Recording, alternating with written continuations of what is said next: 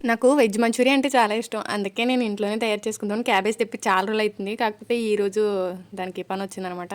మీ ఎంతమందికి veg Manchuria ఇష్టమో comment చేసేయండి. ఫస్ట్ క్యాబేజీ తీసుకొని చిన్న చిన్న ముక్కల కింద కట్ చేసుకున్నాను. అలాగే క్యారెట్‌ని తురుముకున్నాననమాట. కట్ చేసుకోకుండా తురుముకున్నాను. అందులో కలిపి కొన్ని స్పైసెస్ యాడ్ చేశాను. కారం, ఉప్పు, ధనియాల పొడి, కొంచెం పసుపు కూడా యాడ్ చేసి కలుపుకున్నాను.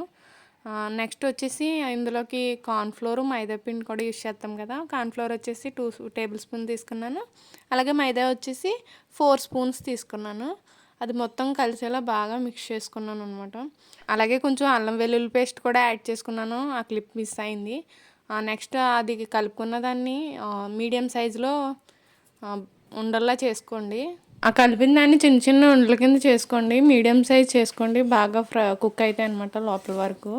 అన్నీ చేసుకున్న తర్వాత పొయ్యి మీద ప్యాన్ పెట్టుకొని అందులో డీప్ ఫ్రైకి సరిపడా ఆయిల్ వేసుకోండి. నేనైతే కొద్దిగా ఆయిల్ వేస్తున్నాను. అవి మునిగే వరకు వేస్తే చాలు సరిపోద్ది.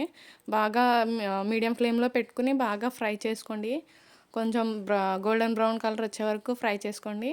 మొత్తం అన్నీ ఫ్రై చేసుకున్న తర్వాత అవన్నీ పక్కన పెట్టుకొని వేరే ప్యాన్‌లో వెల్లుల్లిపాయ చిన్న చిన్న ముక్కలు కట్ చేసుకొని అందులో ఉల్లిపాయ, పచ్చిమిర్చి ఉంటాయి, క్యాప్సికమ్, క్యారెట్ ఇవన్నీ వేసుకొని బాగా ఫ్రై చేసుకోండి. మరీ ఫ్రై కాదు, కొంచెం తక్కువ.